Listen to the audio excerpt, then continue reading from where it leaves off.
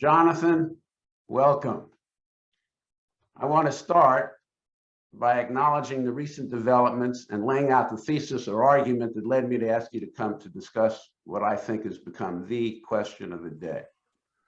First, there is the remarkable confluence of reports by UN and human rights organizations that started early last year, carefully documenting in detail the facts of Israeli domination of Palestinians on the ground, which has resulted in the last 18 months in a widening acceptance in civil society of the narrative frame that Israel is an apartheid state and is therefore committing an international crime and a crime against humanity in its oppression of Palestinians. This was not a coordinated effort. It was individual organizations independently deciding that this was the time to call apartheid, apartheid, and to lay out in careful detail why. And to some extent, this apartheid narrative has frame and language has been adopted, at least to some extent by some mainstream media, including the New York Times. 65% of Palestinians agree with it. 60% of Middle East scholars agree with it. Richard Falk calls this a huge victory in the symbolic domain of the legitimacy war. And he points out that most conflicts since World War II have been won or lost in this symbolic domain. I think one of the most interesting things since B'Tselem, Human Rights Watch, Amnesty International, Michael Link's UN report, and others have come out, is that I have not seen a consistent effort by Israel to challenge the facts or law underlying the apartheid frame. The response has been instead to label the reports and those who wrote them anti-Israel and anti-Semitic. Because it is widely accepted across the globe that apartheid is an international crime, it's difficult for Israel to do what South Africa did for decades in the 1960s, 70s, or 80s, and that is to defend apartheid as a legitimate way to order a multiracial or multi-ethnic society. Israel cannot defend apartheid and continue to present itself as a legitimate democracy, one would think. So the only other response would be to say it ain't so. This is not apartheid, but so far that response seems also to be lacking. So as the understanding of Israel as an apartheid regime gains global currency, one would expect Israel and its defenders to experience a loss of legitimacy that should be very difficult to challenge on the merits. And it seems to me that the power of the apartheid framing is that if Israel is an apartheid system, then that system has to be dismantled because a few reforms won't cut it. Because apartheid inherently comes with an argument for immediate action to remove an international egregious crime. And it seems to me it packs a wallop in Palestinian advocacy that I think was not available before, not with settler colonialism and not even with human rights framing. So that seems to give us, those of us involved in Palestinian liberation and solidarity, a tool for organizing and persuasion we haven't had before. Second, the flourishing of the apartheid narrative now seems to be a result, at least in part, of a widening acceptance of the notion that the two-state solution is dead, that Israel never really wanted it, will never permit a real, valid, contiguous Palestinian state like other nation states, rather than a series of isolated Bantustans that would continue to be subservient to Israel, and that Israel instead decided, beginning in the 1990s, to permanently change the facts on the ground with 700,000 settlers in East Jerusalem and the West Bank who will never be removed. So if the two-state solution is dead and the only choice is between the current one-state, ethno-state apartheid reality continuing forever, or some form of one shared democratic state in which both people share sovereignty and citizenship, equal rights, and human dignity, if that is truly the choice that confronts us, and apartheid is not morally, legally, or religiously defensible, then we're going to get sooner or later to one democratic state. Now, Jonathan, feel free to discuss or comment on any aspect of the argument I just laid out, but it seems to me that the argument inevitably presents the questions on which we are going to need to focus henceforth?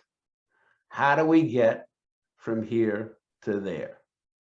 How do we think about getting from an apartheid state to one democratic state? What's the scenario by which one democratic state can be achieved? And what tactics and strategies do we promote, both for Palestinians and those in solidarity with them? I think that's the $64,000 question, and I have yet, frankly, to hear or read a very good, coherent answer to those questions. So the floor is yours. Fire away. My goodness, what can I say after that introduction? Other than that, to begin by saying I basically agree with the way you have framed the question. I think it is a correct one. And I think it is precisely because of the heavy weight of the ensuing question that people have been reluctant for a long time to admit to the reality of the collapse of the two-state solution and the reality of the apartheid designation and the weight, the heavy weight of the requirement and necessity of fundamental and radical change in the approach. Ian Lustig, who's also on this call, has talked about the paradigm, the entire paradigm collapsing. It no longer works. And yet everybody is hanging on to it because they are so afraid of the alternative. Because the alternative requires a radical rethinking of our positions, our ideologies, and our approaches. And I will say that that is required of all of us, including Palestinians, including those in the peace movement, including those who are liberal, who have been interested in justice and reconciliation and peace, and particularly the good people, the nice people, the people who have a conscience, the people who care about others, the people who care about the future. This places us in a dilemma, in a huge dilemma, and we need to confront it. The second thing I need to say, and I hate to say this to this group, is that I don't have a silver bullet. I don't have the answer to that question. I do have a number of suggestions of how do we move, and a number of comments about the nature of the task that is confronting us. And maybe also I have a bit of theological response to what is actually a very secular problem that is facing us. And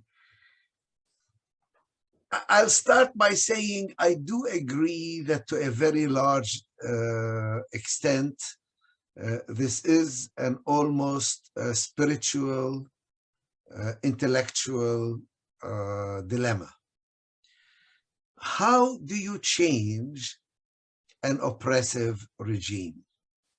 How do you deal with a situation where an ideology or a regime or a system is finally recognized to be wrong, oppressive, and evil? Because the pundits and analysts and journalists and think tanks are used to think in terms of concrete realities. Napoleon once said, "How many battalions does the Pope have?" He doesn't have any. I have the battalions. I move cavalry across borders. I capture territory. I establish presence, power, realpolitik. And you almost can't blame those who say there's nothing we can do. In Israel, it's one of the most used expression, Ein malasot, there's nothing to do. Reality is such. It is overwhelming, it is powerful.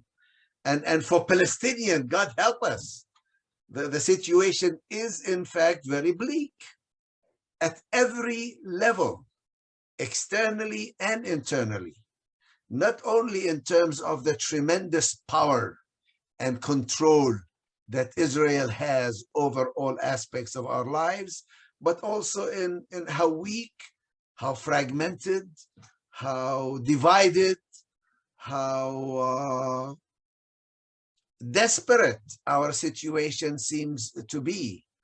We are physically fragmented from each other, forcibly fragmented. The control of the narrative has been such that the whole Palestinian question has been reduced to the issue of the Palestinian Authority and how much control it should be given or not given in the West Bank. It's as if Jerusalem was off the table. Gaza is off the table for other reasons. Palestinians who are Israeli citizens are off the table. The refugees totally off the table. The supposed allies of the Palestinians are now even contemplating formal military alliances with Israel against Iran, for example. So it looks bleak. It does not look hopeful and or helpful in any manner. And yet we don't give up the hope, and we don't give up the struggle.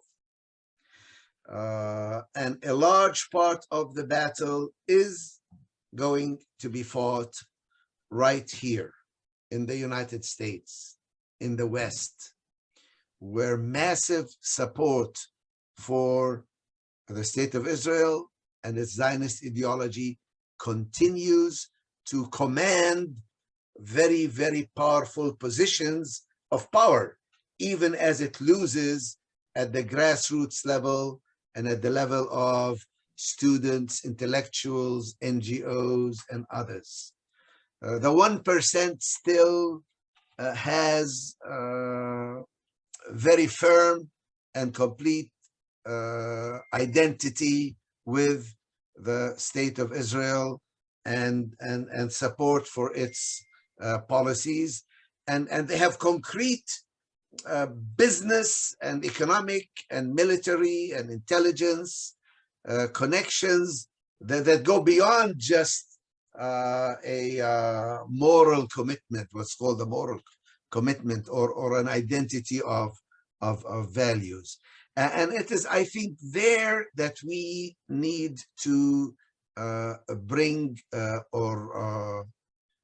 the battle and join the issue. So there are a number of avenues where that battle is going to be fought. One of them, a very important one, is the battle of definitions, where the issue of anti-Semitism becomes pivotal. Because you and I and all people of goodwill must and need to agree upfront that anti-Semitism is evil, is wrong. And in Europe, it's even criminal and illegal. And that is correct. And that should be and should continue to be the case. How then do we fight attempts to conflate Jews and Israel, Jews and Zionism, anti-Semitism and anti-Zionism? Israel claims to be a Jewish state, after all, and openly promotes the interests of Jews over non-Jews. So if you oppose that, how can you oppose that and not be somehow against Jews and somehow opposed to Jews? And you say, I'm not. I'm even Jewish myself, I think Robert would say, and many of you would say. Out of Jewish morality, I oppose this apartheid and these crimes. So that is one battle that's going to be very difficult, but very important, to be able to drive a wedge, to be able to insist that opposition to apartheid, opposition to Zionism, opposition to the practices of the State of Israel is not the same as anti-Semitism and opposition to Jews. Because frankly, unless we can win that battle, we cannot win. We cannot win. Because I don't want to win on the backs of those who are racists and anti-Semites.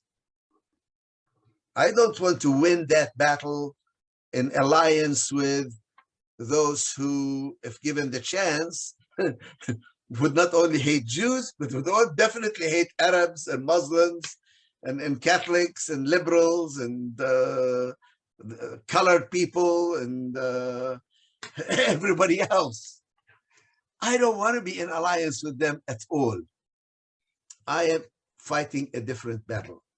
So that's one of the first battles that have to be fought if we want to move from apartheid to a one-state solution. A second battle, I think, which is also important, is the whole issue of fragmentation of the Palestinian community. We need to somehow restore unity in Palestine. And that is going to be very difficult, not only because of physical, geographical barriers that prevent us from even meeting together, but also legal distinctions where each group has to fight different and separate legal battles. One thing we can do here in the West is fight the phenomena of the demonization of Hamas. Put that down. Because I am no apologist for Hamas. I don't like them. I think they have problems with their ideology as well as with their tactics. But we cannot talk about Palestinian unity without talking about Gaza. And we can't talk about Gaza without talking about Hamas. Somehow the same battle that was fought and won to prevent or to overcome the demonization of the PLO needs to be fought now to prevent and overcome the demonization of Hamas. The demonization of Hamas has allowed the 15-year siege of Gaza, which is inhuman, illegal, immoral at every possible level. And yet it's not an issue for most people, even for most activists. Why? Because of Hamas. As long as Hamas is demonized, we cannot deal with Gaza, and therefore we cannot really deal with Palestine. Because then Palestine becomes just the PA and Mahmoud Abbas and Ramallah, and that's all. That is a big battle because the United States, as well as Western Europe, as well as most of the world, as well as many of the Arab countries, as well as the Palestinian Authority itself, are all guilty of that demonization of Hamas, which needs to be overcome so that we can move towards a peaceful solution. Third, I know my time is running out, and frankly, I am really hoping that many of you will contribute to giving me your thoughts about how do we proceed. But we really must find the basis for joint action. This is very difficult because on the one hand, you want joint action.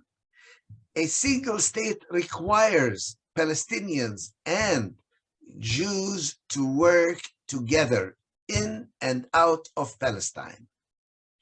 But we need to do that with integrity. How can we do that without becoming normalizers? Without, in many ways, giving up our fundamental integrity? Without, how can we be, how can we compromise on many issues without compromising on fundamental issues? How can we be flexible and deal with people who don't agree with us on everything without becoming ourselves part of the problem by legitimizing and normalizing that which is not normal? I don't hear much discussion of that. It's very easy to just boycott and refuse to meet with other people. But to find ways that we can work together and co-resist rather than just coexist and let bygones be bygones. This is definitely a big challenge on the tactical level of working together to move. I'll end with what I promised you is a theological intervention. And it is this. People who strongly believe in justice, who are willing to act against tremendous odds, who are willing to keep on the fight when it looks like there is no way that they can succeed, need to have a fundamental core of beliefs in the ultimate justice of the universe, fate, history, or God, if you believe in God. Now, it's hard if you don't believe in God, I agree. But still, even if you don't believe in God, you can take the longer view of history.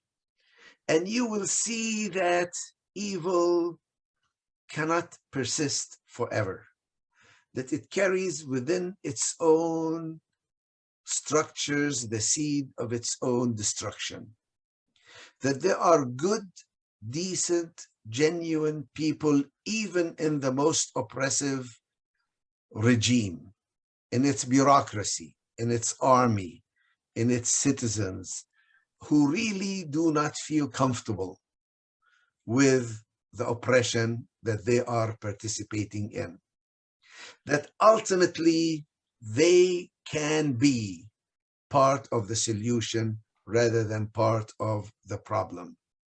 That ultimately you cannot continue to exist, certainly for a state like Israel, which is so small and tiny and so lacking in main resources and so desperately dependent on the outside world and the support it gets from the outside world.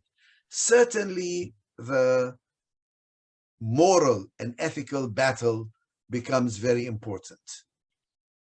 But it doesn't mean that they don't have many supporters on the outside who will fight that battle on their behalf. This is why I think, for example, American Jews today have a huge dilemma, because while Israel moves more and more to the right and is more and more openly fascist and more openly racist and discriminatory and more comfortable in that position, I think you will find many Jews in the United States, particularly the younger ones, are more and more alienated and uncomfortable with what's happening. So there is a battle to be fought there that can help us move from apartheid to a one-state solution. Because we are not struggling to have the Palestinians win. We are not struggling to regain Arab or Muslim dominance over Jerusalem or Palestine. we are struggling for something far, far better. We are struggling for equality. We are struggling for humanity. We are struggling for human dignity and human rights. And we are struggling for a system that recognizes and accepts and acknowledges the other rather than dominate, demonize, and criminalize and disenfranchise the other. So we are, if you want to say it, on the right side of history. We are moving in the right direction. And it has always been said that the darkest hour of the night is the one that comes just before the dawn. And we certainly are in very dark times now in Israel, Palestine, but we continue to believe and hope for the dawn. Okay. And now I want to hear from you. Well, I'm going to ask, I want to press you on some of the things that you've said, Jonathan. And your last point really goes back to the definitional issue you raised at the outset. It seems to me that the issue about anti-Semitism and the definitional issues that go along with it really has to do with an argument over who can get closest to the anti-racist argument. Because anti-Semitism is a form of racism, but so is anti-Palestinianism and the failure to recognize oppression of Palestinians and an apartheid regime that's run by Jewish Israelis. So how can we move that argument closer to to the anti-Palestinian part of the spectrum? So that's one question. You want to take that up? I thought I did. And I don't know that I have much more to add other than to say, yes, you're absolutely right. You see, it is sometimes posited that anti-Semitism is unique. It's different from racism or discrimination.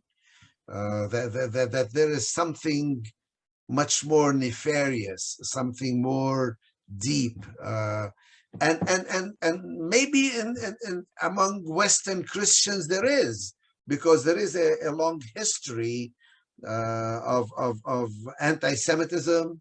Part of it is economic, part of it is theological, blaming Jews for killing Christ or for refusing to accept him as the Messiah, the role that over centuries they were forced to play when good Christians wouldn't use usury, but wouldn't allow Jews to be in all the trades, and therefore pushed them towards banking and towards lending, money lending, where they could be useful and also hated. So maybe there are some unique aspects of anti-Semitism, but in the context of the Middle East, in the context of Israel, Palestine, no, it's not. It hasn't been. Anti-Semitism hasn't been that. There has been in the Middle East, I think, some of the garden, what I would call garden variety racism and discrimination against Jews and other minorities, but it hasn't been that kind of toxic thing that it has been in Western European Christianity.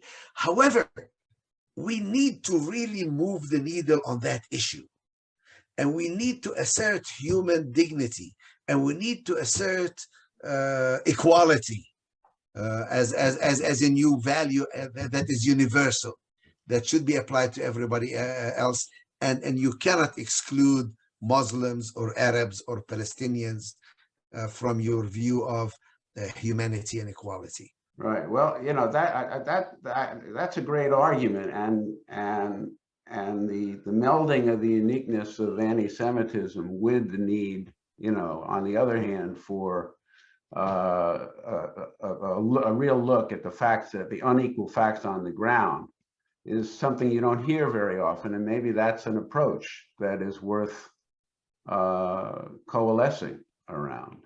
I don't hear that argument very much.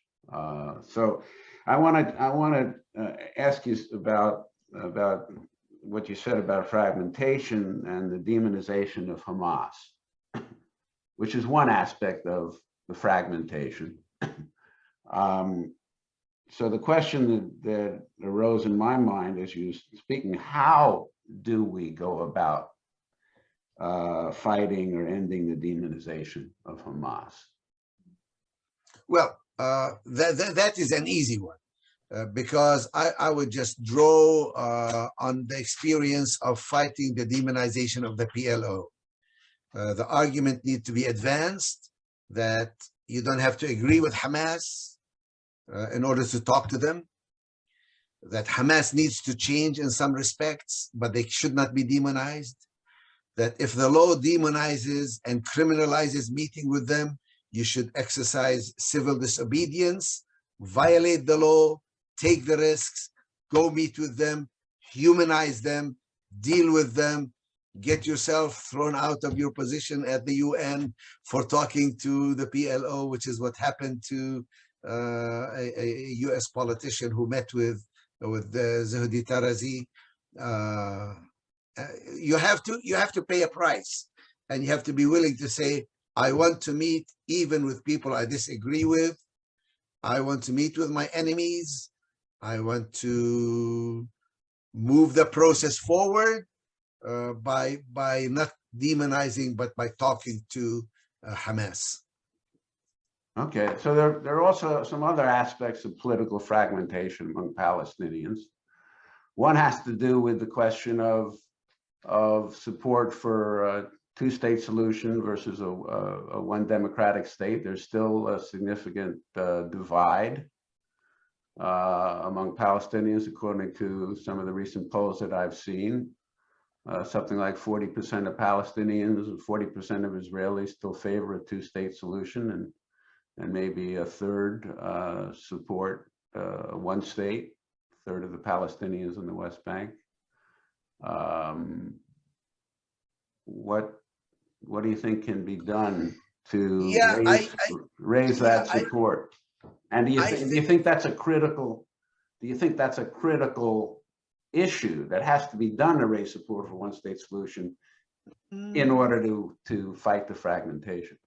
Not really, because those Palestinians who still cling on to the two-state solution do not do it out of hostility to the one-state solution, but only because they don't think it's going to work.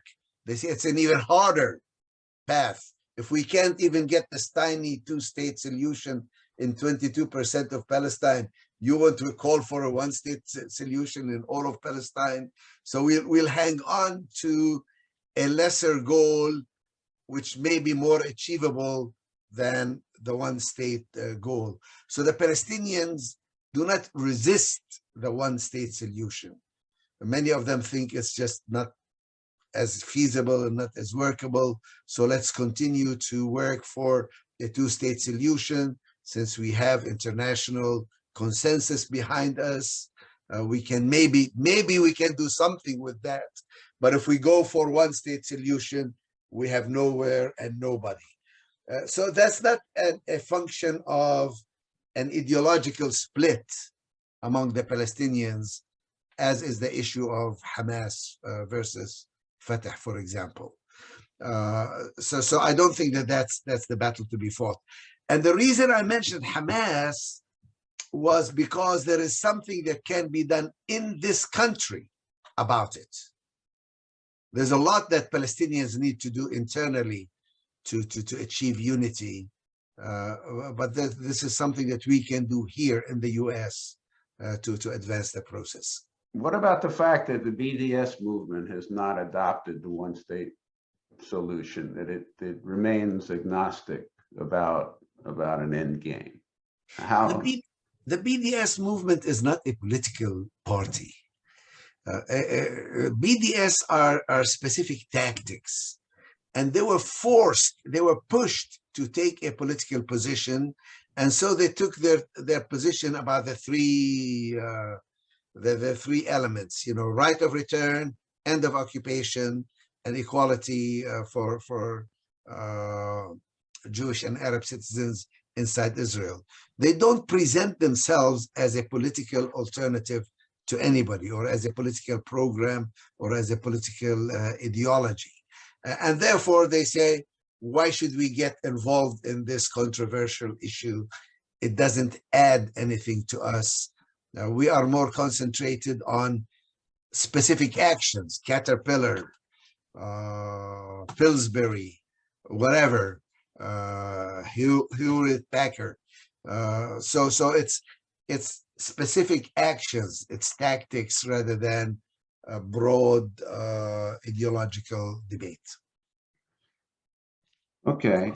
You mentioned the need for joint action with integrity and co-resistance. Yeah. Can you think of some specific steps that could be taken to promote that kind of joint action?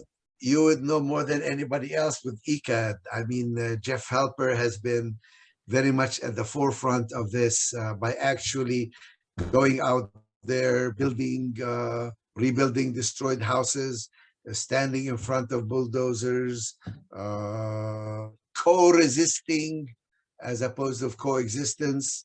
I think there are many actions that can be jointly done by Israelis and Palestinians and by their supporters that are aimed at concretely addressing the injustices.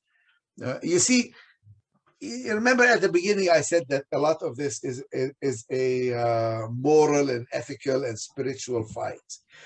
In that fight, the other side has really done a lot of work to give peace a bad name.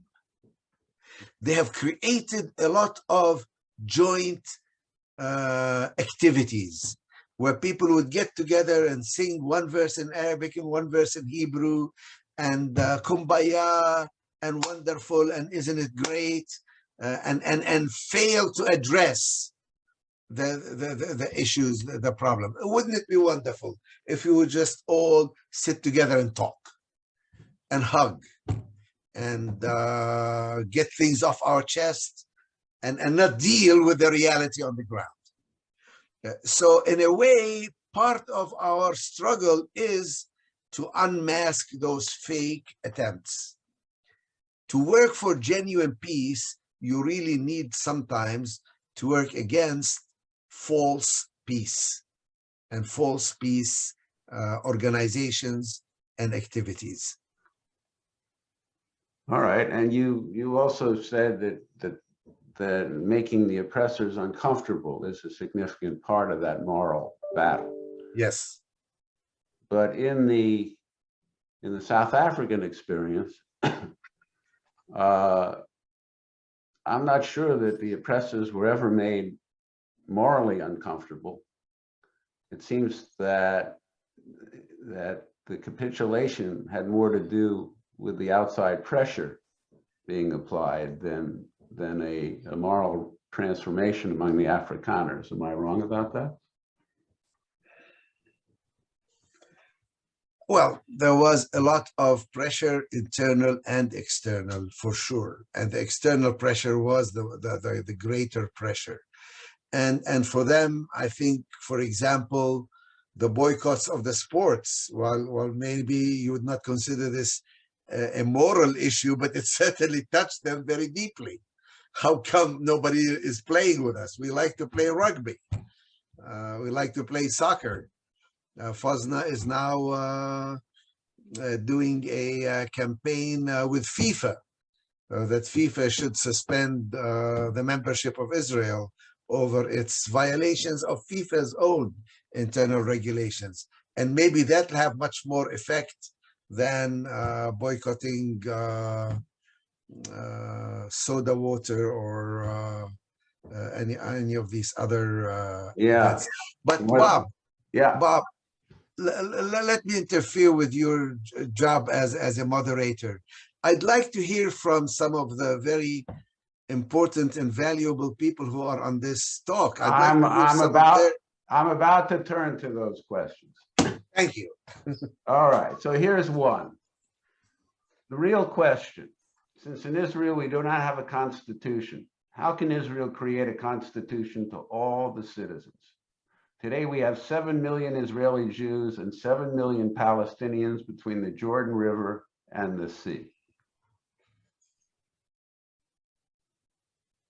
Well, the issue then, the issue is how do we, once the battle is won, and we want to move from apartheid to one state, I think we will need to formalize a constitution that would, at a minimum, guarantee the rights of Jews when they are no longer the majority. That guarantee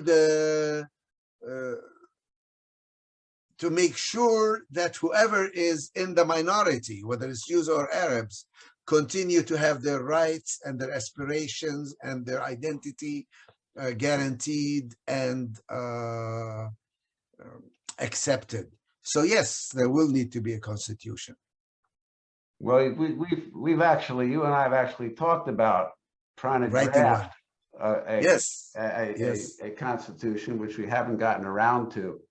Yeah. Do you think that would be a helpful thing to do, or is that something that's still premature? No, I think it would be helpful, at least for people to see what it would look like. Sometimes, the people perish without a vision. People need a vision. People need to, Martin Luther King says, I have a dream. People need to know what your dream is, and to have something to work towards. And the more concrete it is, I think, the more successful one can be in organizing around it.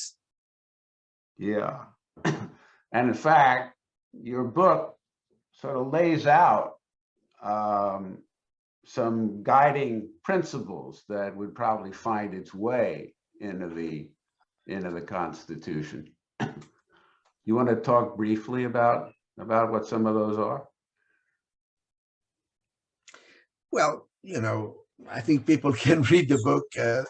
I should mention that when I wrote the book, I really did not want to address this issue.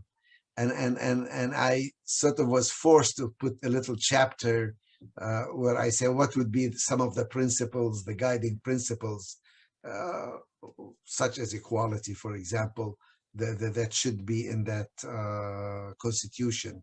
Well, why didn't you want to include it? Because I thought it was a separate book. Okay. All right, here's a question. Can you talk about U.S. politicians who are progressive except for Palestine? How much of an issue should be made of their support for Israel while they're speaking out against the rightward slide in U.S. politics? I think they have to be confronted, and I think they have to be challenged, and I think they have to be forced to deal with the reality.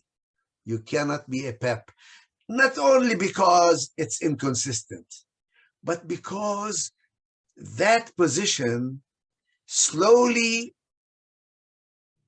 bleeds into their progressiveness. For example, you can say, I believe in free speech. And then when the anti-BDS legislation comes in, you find that you are being slowly eroding your First Amendment rights and your right to boycott and your right to speak. If you start criminalizing BDS activities, then pretty slowly you start losing some of your core values as well. When you are not willing to talk about Israel, pretty soon you have to deal with surveillance of the citizens, NSO, Pegasus, and all that other stuff starts coming in. So eventually you have to deal with the Palestinian questions, because then your police are being trained by Israeli police how to deal with rioters and demonstrators. So the issues eventually have to be addressed. You cannot just be a pep. And I think it's part of our job to challenge those who are progressive to also be progressive on Palestine. Okay. I think some people have their hand signal as well. Okay, I see Dennis. You want to unmute yourself? Go ahead and ask a question. The summary. Thank you, Jonathan, for your presentation. So the devil is in the details, right? I read the summary of Beyond Two States last night, and one point you brought up was the in the proposed constitution of the one state. It's an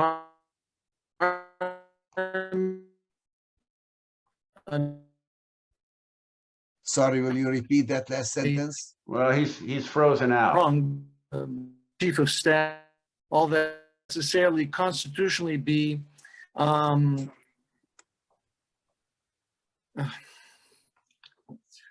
hello, do you hear me now? We hear you Now now. I hear Go you. ahead, try it Hello? again. Yeah, try again. Okay, really sorry about that.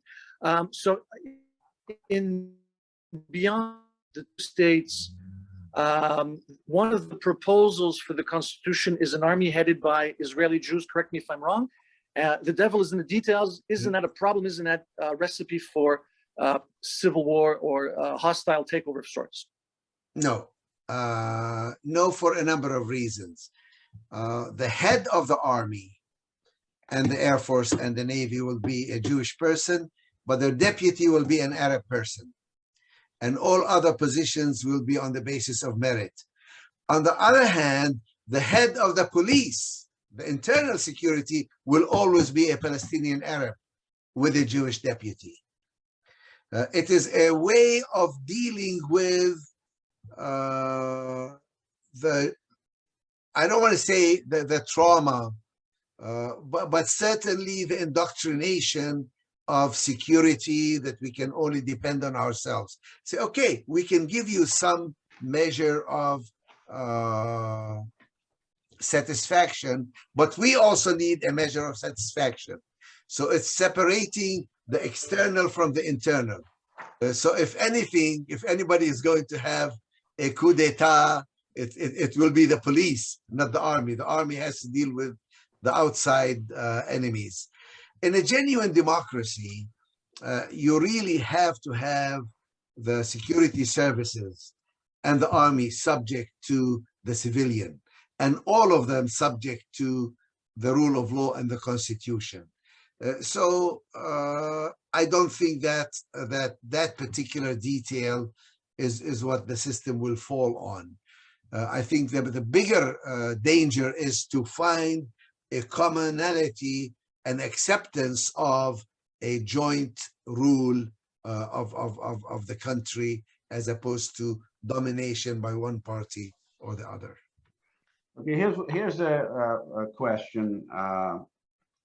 In your opinion, what would be the most realistic and effective way for the Palestinians to get the support of the international community, especially the United States government, to pressure its client state Israel into allowing the millions of Palestinian civilians who live in the occupied territories to obtain legal voting rights in national Israeli elections as part of a one-state solution?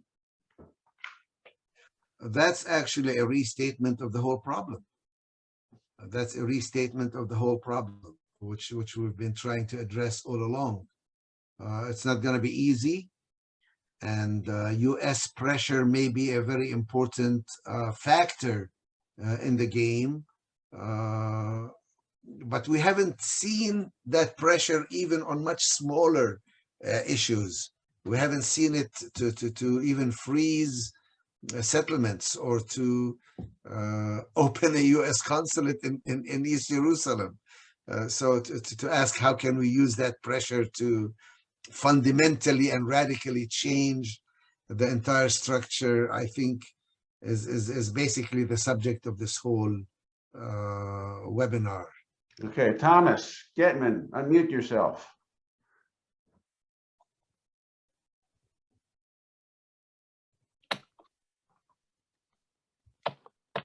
Tom Thomas? Getman.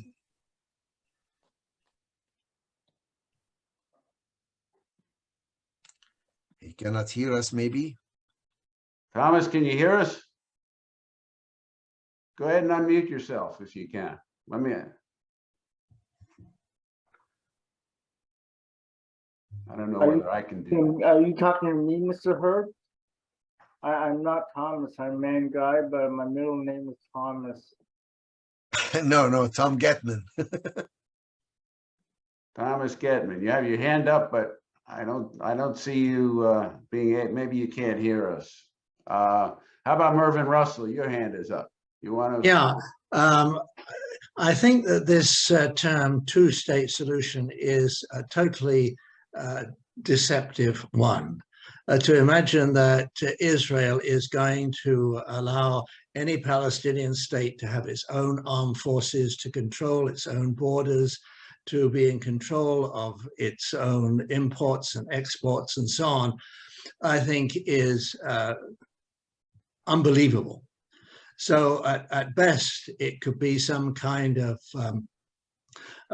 regional authority or something of that kind. But to talk about two-state, if you are talking about two sovereign states next to each other, is a totally wrong way of describing what Israel and perhaps the rest of the international community, Western community anyway, has in mind. And we should try to make this very, very clear. We are not really talking about, in this two-state solution, two sovereign states. Thank you. I agree with you that has basically been the premise of my book, Beyond the Two-State Solution, that it really isn't and has never been a genuine offer or a genuine possibility. Yeah, but if it is not, then what? What do we do?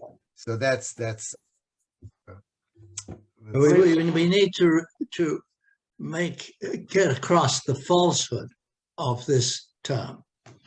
Yeah, I think that's probably true. That is one of the first tasks that we have, basically, is to before you can really talk about the one-state solution, you must get rid of the false notion that we're on our way to solving it. There's a two-state solution on the books. Just wait a little bit. Maybe by the next election, maybe if the right leader comes through, maybe if enough US pressure is played, then it's coming. It's not coming, period. How about these ideas that we've seen pop up about various kinds of federations? Are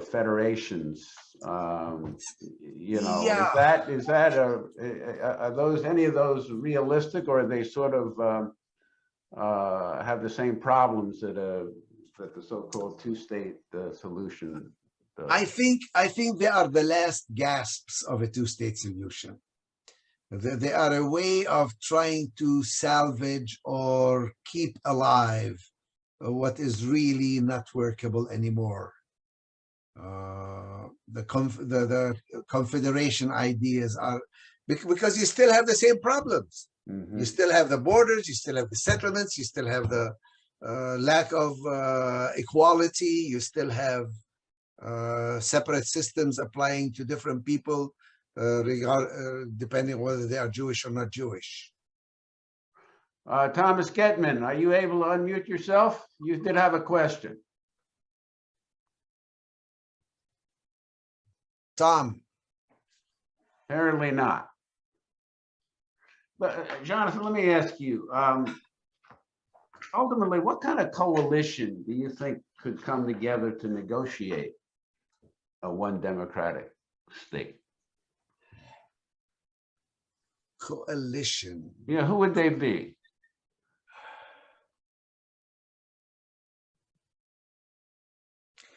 Well, I think it will.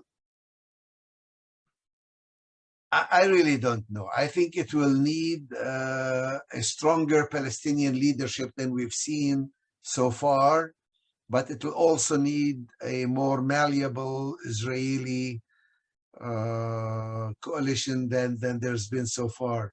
Right now, the only issues in Israeli election is who can be more right-wing. Palestinians aren't even part of the discussion as far as they're concerned. Right now, they even don't want to talk to Palestinians, period, not even to Mahmoud Abbas. And the United States has recently said that they're not going to try and push them to talk to Abbas because that would be too difficult for the current coalition in Israel. This is, it's not very hopeful there. What you mentioned the weakness of Palestinian leadership. How do you see a stronger leadership developing? In Palestine, Yeah. the only way it can happen is through elections, obviously. And right now, it seems that the Palestinian Authority is not interested in election, neither is Hamas. It's very funny. The Europeans managed to pressure the Palestinian Authority into holding municipal elections just by saying we'll withhold funds unless you have elections. So they had elections. They actually had elections for municipal elections, not national elections, because the Palestinians, I think, were forced by the Europeans to hold elections. So, I mean, both parties, the Palestinians, both the PA and Hamas and the general population, and the Israelis are very much vulnerable to outside pressure. No matter what their bluster and no matter what their pretense, they really cannot exist. They really cannot certainly thrive without outside support. They need it. The area physically, geographically is too small. The economies are too small. They are so totally dependent on the outside world. This isn't a case of China, which can say, I don't care what the rest of the world does. I'll do what I want. This isn't a huge, big country with resources. This is a very tiny place. They can only exist with massive outside support, economic, military, diplomatic, at every level. So what do you think of the experiment that we're watching with Palestinian parties in the government? You know, Palestinian members of the government. How is that working out? And are there any lessons, or does that help move us towards a one state, or is it? Well, in a way it helps because it broke the taboo. There used to be a taboo. All Israeli parties, left and right, sort of had an understanding that we will never allow Arabs into the government. Even if they support the government, they support it from the outside without being part of the government. So the craziness of internal Israeli politics was such that at some point, the extreme right wing decided, hey, maybe we need to bring them in. Not give them too much power, but bring them in. And that was a real shock to the Israeli political system. It was so shocking that the opposition, who are more right-wing than the government, were using every little opportunity to really needle them with it, like this last the extension of Israeli law to the settlers, Right. which has always been part of the whole settlement project. But now the Arab members of the Knesset were being forced to vote for it. And if they don't, the government falls. So this is what's been happening with that. And of course, it was really, they couldn't vote for it. And so the government now is very teetering on the edge of falling. And there seems to be a significant proportion of the Israeli voting population that doesn't want to repeat the experiment. And it doesn't want Arabs in the government. I saw Yes, a poll. yes. A poll Because- showed 60% of Israelis are tired of that experiment. Because you see, you can't just bring the Arabs into the government as a token. At some point, they will have to vote. And when they vote, they have to deal with the fact that it's an apartheid system. And if they can't accept it as an apartheid system, then their presence in the government becomes totally untenable. So the issue is not just to put Arabs into the government or into the Knesset. The issue is, are you willing to fundamentally change the nature of the state to the point where Arabs are genuinely equal and not just a token?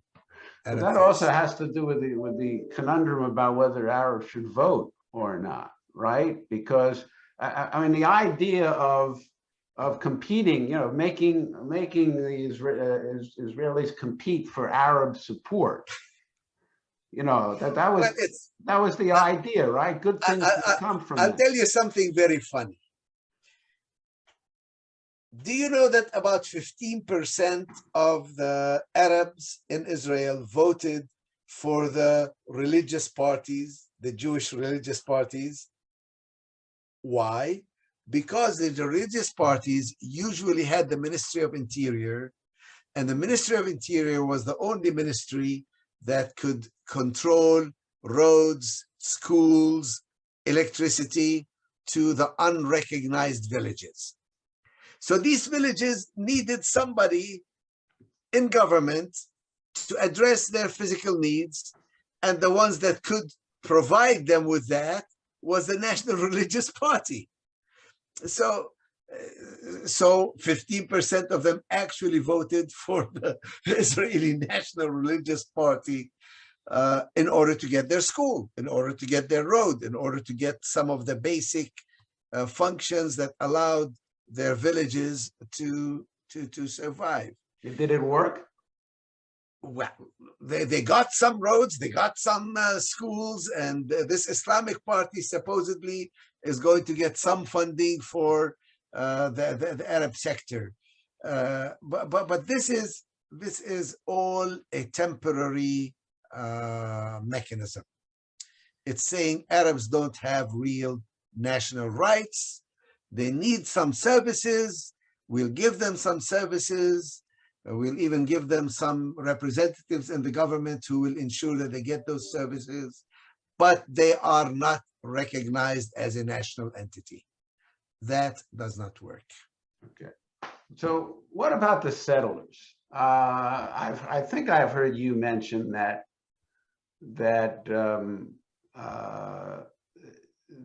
the settlers provide some sort of opportunity. Yes.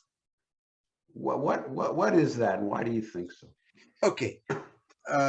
Under the two-state paradigm, each settlement and each settler was an obstacle. And therefore, the settlers were demonized, at least within the liberal community of those who wanted a solution. The settlers were the problems. They were the ones who were attacking Arabs. They were the ones who were taking their property. They were the ones who were an obstacle to peace, to this two-state solution. But now it has become clear that the settlers, both in numbers and in influence, were really representing Israel and Israelis. So now, if I, as a Palestinian, want to make peace with Israel, I also have to find a way to make peace with settlers. Because frankly, for Palestinians, all those immigrants who came in and took their land and took their homes and are all settlers. It's a colonial settler movement. So why are we surprised that they are settling in the West Bank? Because that's what settlers do. They come in and take land and establish their structures at the expense of the local population. But if we are going to make peace with Israelis, we also have to make peace with settlers and settlements. So this all of a sudden provides us with an opportunity to move forward. And in fact, within the Israeli mentality, those settlers are no worse than a liberal Israeli Jew who is living in an Arab house in West Jerusalem or Haifa. But what's the incentive for the settlers in the West Bank to support ultimately to support a one-state solution? Well, number one, they will get legitimization. They will not have to evacuate their homes in the settlements. They will not have to leave and go back to live within Israel proper. They can stay because they think that this is all Israel. They've always felt this is all Israel. So they have an incentive. But that's the case now without having to accord Palestinians any national rights or individual rights. That's true. That's true. But then they will get international legitimacy because then the entire world and especially the Palestinians will accept that. Yeah, it seems to come back to the question of global legitimacy and outside pressure ultimately. Robert, can I segue on that? Tom Getman here. You're finally on. Yeah. I'm in Switzerland. I'm in Geneva, and I've been meeting today with people who are the head of the Interagency Association, 200 NGOs around the world, including NGOs in Israel and Palestine. They have an office in Jordan. They listen to Dawood Kuttab a lot and Jeff Halper. And finally, it is a moral issue. It's a discussion of values. And the Jewish people that Jonathan and I know that are siding with us, like Jeff and like Danny Seidemann and like Alain Pape and people like that, they know that finally this turns in the hearts of so many Jewish people on values, on core values, on spiritual values, and people, especially a lot of settlers, are getting more and more uncomfortable, or people thinking about settlers are getting more and more uncomfortable with the fact that their values, their core values, even things that they believe, those that are believers, are being violated. And in South Africa, Robert, I have to remind you that it was core values that it turned on. And there were many men, well, at the beginning, a few apartheid supporting National Party members of parliament who met under the cover of darkness, Nicodemus-like, to talk to people like us and Boussac and Tutu about how to bring change because their core values were being violated. And when students in the United States aligned themselves with the fact that the Reformed Church of America called the apartheid state or the government of apartheid at prayer, the Reformed Church, status confessionis, standing in heresy, there was a beginning of a real shift, especially for those that were living in South Africa at that time. And I want you to know that this is the design of the organizations here in an organization called ICFA, the International Council of Voluntary Agencies. They are moving toward a game-changing support that includes value debates with members of parliament. They're mobilizing people to do that, just like Jonathan and I and others have been doing with American senators. Many more American senators than a year ago or 2 years ago. So research is showing, no, this is a moral, spiritual debate, and they have to speak out. And I really do believe that when Jewish people call the Jewish state, the Jewish government at prayer, status confessionis, heresy, there's going to be a movement supported by universities around the world. That's the other thing that associations, NGO associations are banking on spiritual issues, just like has happened with Ukraine. Now, these are white people that look like us. Right. So it was easier to bring mobilization of people to deal with this issue. But that's what they're banking on in terms of apartheid states all around the world, in their setting their agenda for the next 10 years. So let's embrace that and encourage those Jewish friends of ours that are willing to take some arrows in their chest to say that very thing. Well, I'm with you. I'm with you, and I've taken more than my share of arrows, and will continue to do it. Me too. As many of our colleagues are doing. David Crump, do you want? Well, first of all, Jonathan, do you want to comment on what Tom said? No, I agree with him. I think he's right on target. Let's hear from David. It would, by the way, it would be great if you could put that organization that you were, the acronym with the ICAHD, whatever it was, in the chat, so we could get a sense of maybe take a look at it and maybe support it. David, and I left some copies. I left copies of Jonathan's book there today, and I'm going to send a copy of this discussion to them to use with their members. So yes, ICFA, International Council of Voluntary Agencies. I'll put it in the chat. Okay, great. David? Yes, thank you. Thank you. I'm joining the conversation midstream, so I apologize in advance if you've already answered my questions, Mr. Kuttab. But I have two questions. First of all, how can we be softening the ground and preparing the way for the day when we require Zionists to surrender the idea of a Jewish state and defending it as fiercely as they do? What can we be doing to prepare for that, to make it happen? And secondly, for Americans such as myself, what do you think we can be doing to help defeat the incredible power and influence of pro-Israel, pro-Zionist lobbying groups such as AIPAC in the power that they exert over the American Congress and its policies? Thank you. Okay. The second one is easy. You can do that if you work to get money out of politics.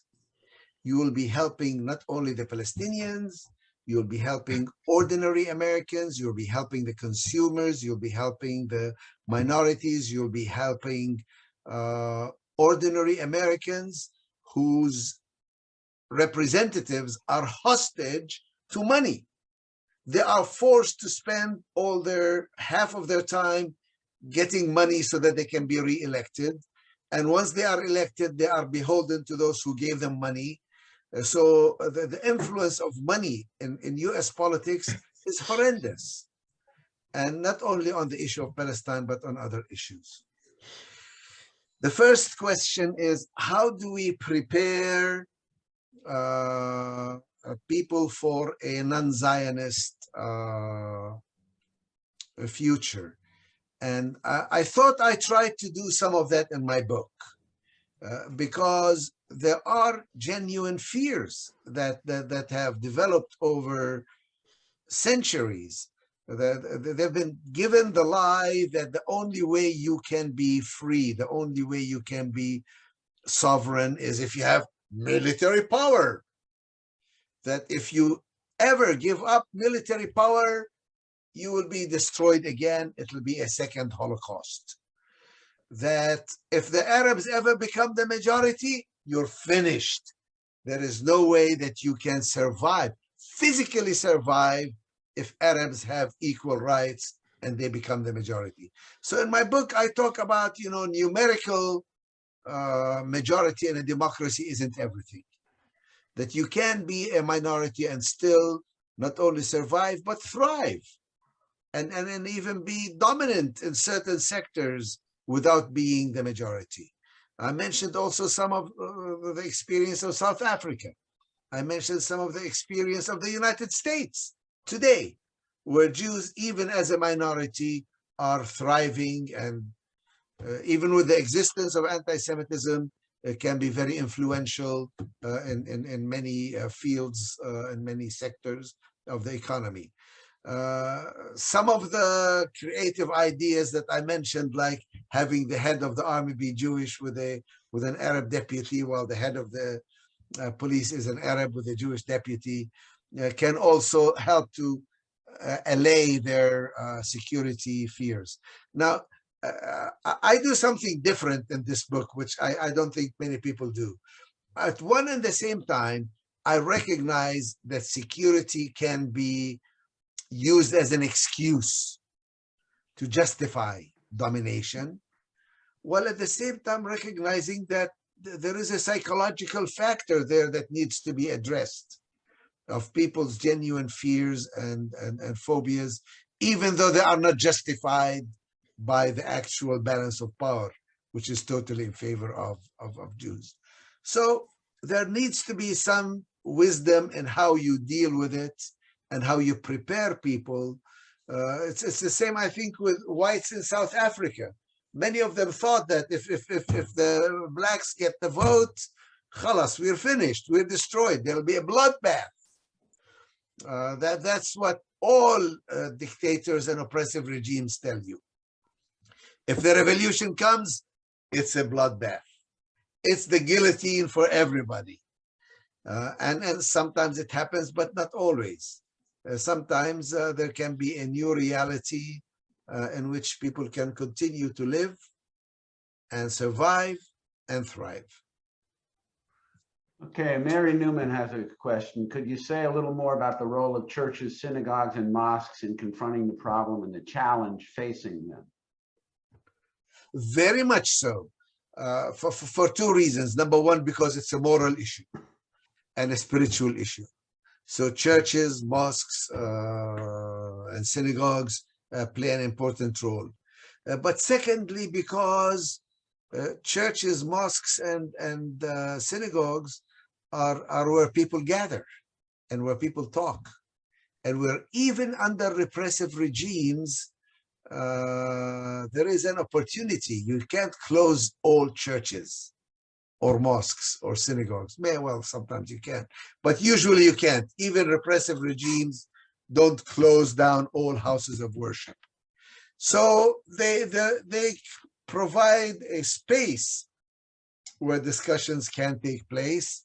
And certainly in places like the United States, they are very important part of civil society, where people can gather and talk, and where issues are decided on the basis of morality and ethics rather than realpolitik.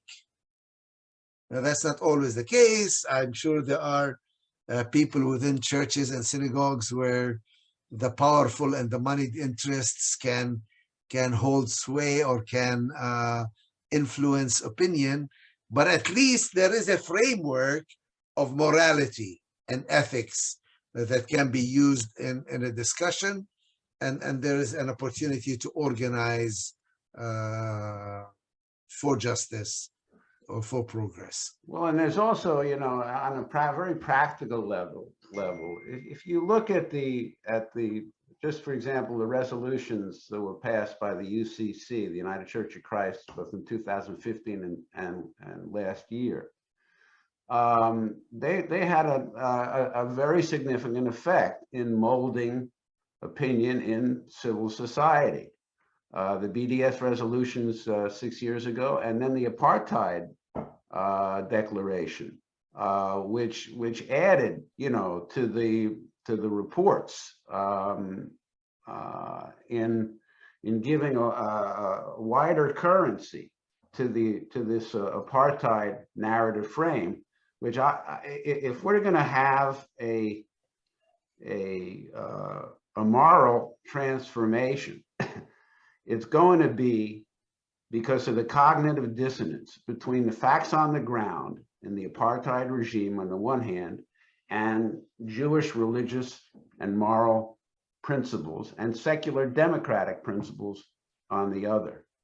And so I really think this apartheid framing has the capacity to move people that prior frames did not. And Jonathan, in the few minutes we have left, do you want to comment on that specific question? Yes, How do you see this apartheid framing? How important do you think it is? I think the apartheid framing is very crucial and very central for two reasons.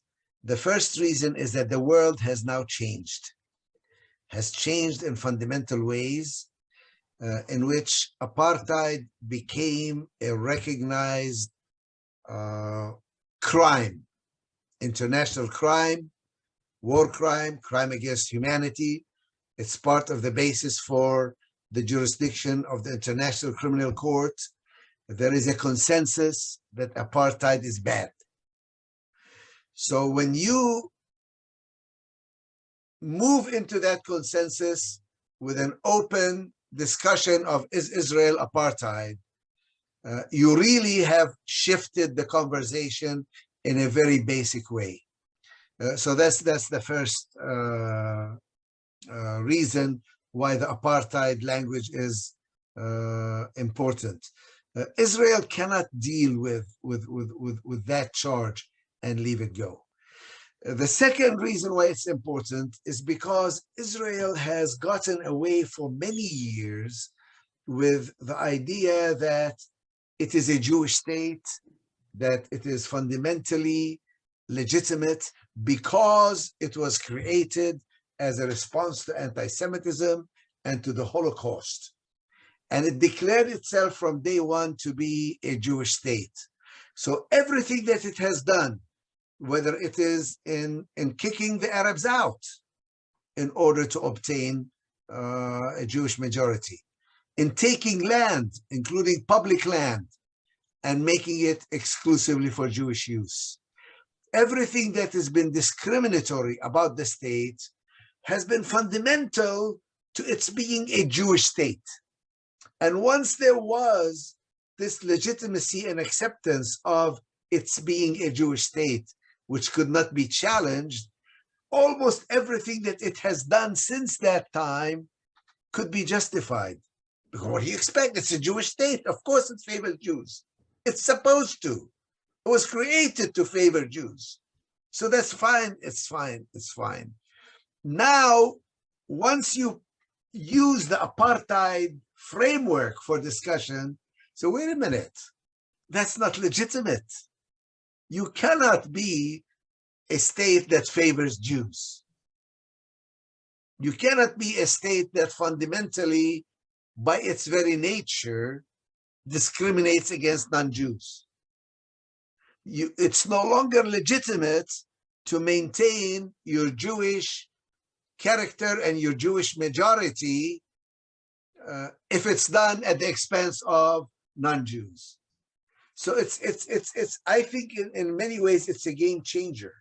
Certainly at the moral and ethical level, it really brings the issue which people have been skirting. People have been skirting and said, oh, but Israel is a democracy. See, they even allow people to vote, and they vote for the Knesset, and there's even been an Arab Supreme Court judge. So what's the problem? It's democratic. No, the problem is it favors Jews at the expense of non-Jews. And that is a problem that you have to deal with. And the problem is that a Jewish state run by and for and privileging Jews and a democratic state is an oxymoron. You cannot. The two don't fit together. Now, one of the interesting things is that we're seeing a wider battle across the world. Whether a democratic human rights frame will continue to be privileged in the global community.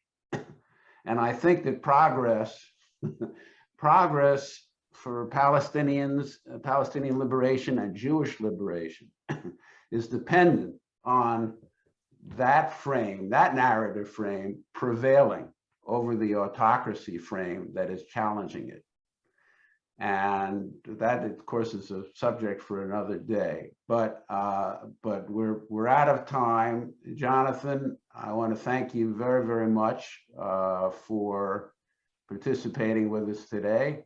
I want to thank everybody who came, watched, listened, and participated. And I hope to see you next week when we'll be talking with Beth Miller of Jewish Voice for Peace Action about the strategies that can be pursued in the United States Congress and the United States administration to advance Palestinian liberation and Palestinian solidarity. Thank you very much for listening. Have a wonderful day. Thank you all.